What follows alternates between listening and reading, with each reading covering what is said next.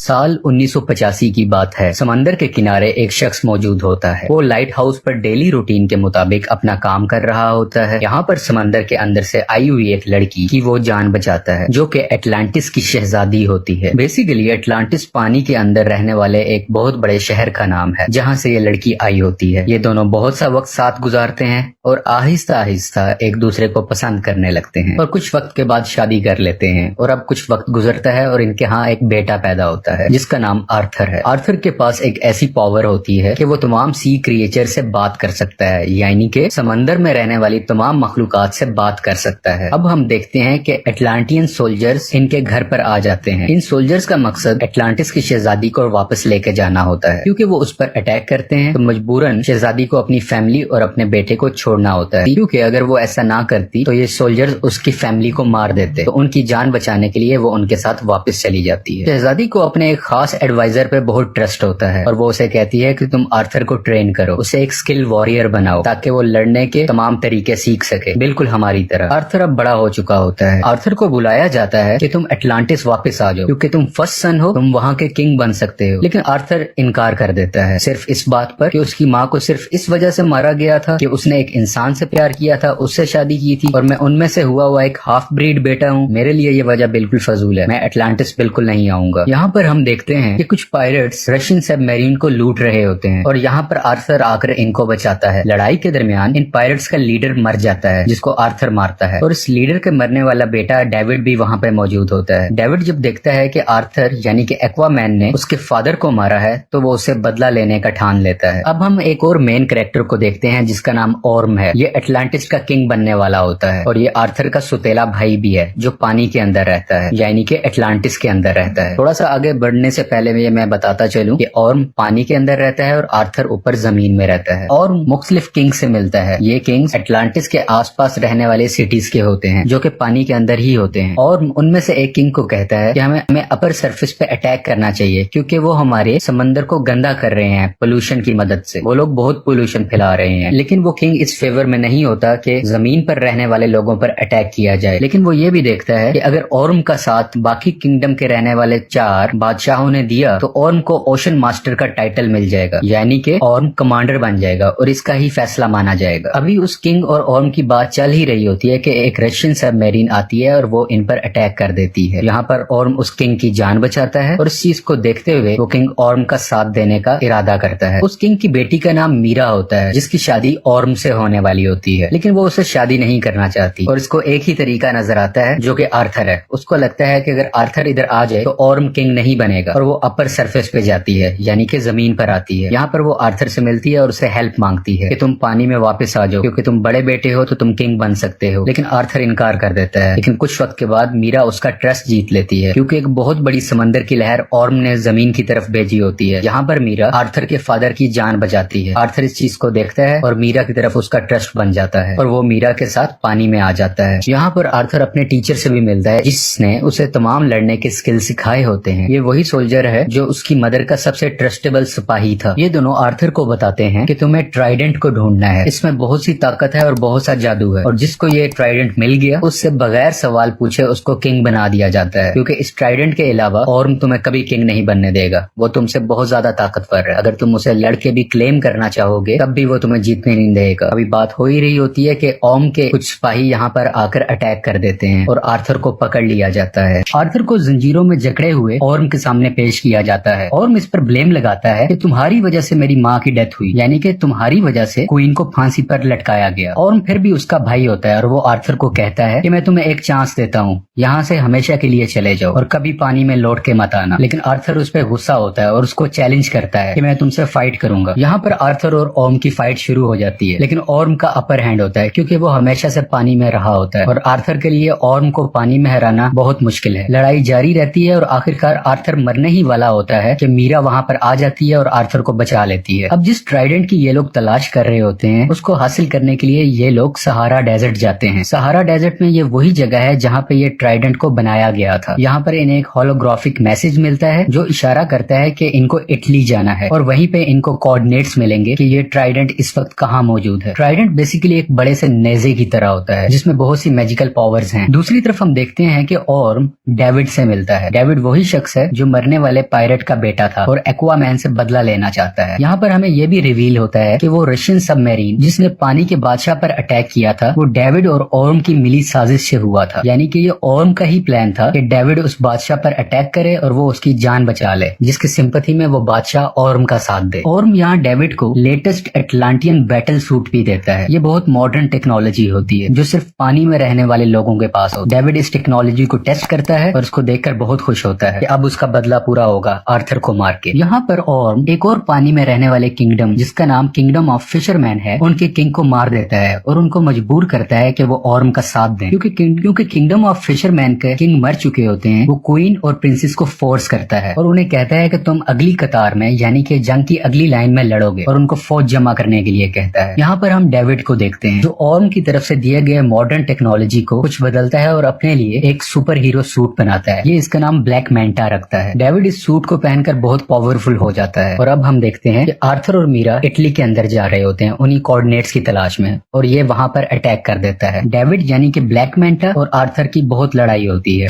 Bill आखिर Arthur David को पहाड़ से नीचे फेंक देता है, लेकिन इस लड़ाई के दरमियान आर्थर बहुत जख्मी हो चुका होता है। मीरा आर्थर के जख्मों को ठीक करती है और उसका हौसला बढ़ाती है। वो उसको कहती है कि तुम्हें किंग बनना है और तुम इतने कमजोर नहीं हो सकते, तुम्हें करेज दिखानी होगी एक किंग की तरह। और अब वो ट्राइडेंट की तलाश में निकल पड़ते हैं। सफर के दरमियान ये लोग डिफरेंट मॉन्स्टर्स का सामना करते हैं और इनसे बचते बचाते बहुत मुश्किल से अर्थ के दरमियान वाले हिस्से में पहुंच जाते हैं, यानी ये पूरी अर्थ का सेंटर है। यहाँ पर वो पहली बार अपनी माँ को देखते हैं, यानी कि क्वीन एटलाना, जिसने खुद की कुर्बानी दे दी होती है इस ट्रेंच में आके, क्योंकि इस ट्रेंच में आने का मतलब है मौत, फांसी। लेकिन क्वीन एटलाना भी बच चुकी होती है, उसको कुछ नहीं हुआ होता और वो काफी अरसे से यहीं पे सर्वाइव कर रही है। और अब आर्थर और मीरा भी यहाँ पे मौजूद हो जाते हैं। ये तीनों आपस में मिलते हैं ये एक इमोशनल सीन है। अब ये ट्राइडेंट के बहुत करीब है, लेकिन आर्थर यहाँ से अकेला ही आगे जा सकता है। मीरा या उसकी माँ उसका साथ नहीं दे सकते। आर्थर आगे बढ़ता है ट्राइडेंट की तलाश में। इसको वो एंशिएंट ट्राइडेंट मिल जाता है, लेकिन जब वो उसको हासिल करने जा रहा होता है तो इस पे लिविएथन अटैक कर देता है। बेसिकली लिविएथन इस ट्राइडेंट का कीपर होता है, यानी कि इस ट्राइडेंट की हिफाजत करता है। लिवाइथियन ड्रैगन और सांप की तरह होता है, ये बहुत बड़ा होता है और वो उसे ये भी कहता है यहाँ से जो भी हासिल करने आया था वो वर्दी नहीं था और उन सबको मैंने मार दिया। जैसा कि हमने शुरू में जाना था कि आर्थर समुद्री मखलूक से बात कर सकता था, तो ये उससे बात करता है। तो ये ड्रैगन और सांप जैसी मखलूक इसको कहती है क्या तुम मुझे सुन सकते हो? आज से पहले किसी ने मुझे नहीं सुना। आर्थर उसे अपनी वर्थ बताता है और क्लेम करता है कि ये ट्राइडेंट का हकदार मैं हूँ और मैं वर्दी हूँ कि 7 सीज पर मेरी हुकूमत होनी चाहिए। बिल आखिर लेवाइथियन उसकी बात मान लेता है और आर्थर उस ट्राइडेंट को हासिल कर लेता है। ये ट्राइडेंट हासिल करने के बाद आर्थर की पावर्स बहुत ज्यादा बढ़ जाती है और उसका कॉस्ट्यूम भी चेंज हो जाता है। समंदर के अंदर रहने वाले तमाम किंगडम्स ऑर्म का साथ दे रहे होते हैं। इसी वजह से ऑर्म खुद को ओशन मास्टर का टाइटल दे देता है, यानी कि अब इसके डिसीजंस चलेंगे। यहाँ पर ऑर्म का साथ देने वाले किंगडम्स को पता चलता है कि आर्थर ने ट्राइडेंट हासिल कर लिया है और रूल और कानून के मुताबिक जिसके पास ट्राइडेंट होगा वही असली किंग होगा, वही ओशन मास्टर होगा, उससे कोई सवाल नहीं पूछा जाएगा। इनको कंफर्मेशन मिलती है कि ट्राइडेंट अब आर्थर के पास है, लेकिन ऑर्म को गुस्सा आता है और वो कहता है कि ट्राइडेंट हासिल करने से कुछ नहीं होता। जो सबसे ज्यादा बहादुर होगा, जिसके पास ज्यादा स्किल्स होंगे, वही ओशन मास्टर होगा, वही सब किंगडम्स पर हुकूमत करेगा। यहाँ पर एक बार फिर से आर्थर और ऑर्म की लड़ाई होती है जो एक सबमरीन के ऊपर हो रही होती है। आर्थर ऑर्म को इस लड़ाई में हरा देता है, लेकिन वो उसको जान से नहीं मारता और इसको जिंदा छोड़ देता है। और यहाँ पर क्वीन एटलाना भी सामने आ जाती है और वो जब देखता है कि आर्थर ने उसकी मदर की जान बचाई है, वो अपनी किस्मत को मान लेता है और हार मान के खुद की गिरफ्तारी दे देता है और एटलांटिस के सोल्जर इसको पकड़ कर ले जाते हैं और मूवी यहाँ पे खत्म हो जाती है। अगर आपको एक्वामैन फिल्म की एक्सप्लेनेशन पसंद आए तो प्लीज लाइक और सब्सक्राइब करें और अपनी फीडबैक कमेंट सेक्शन में बताइए। Thank you for watching.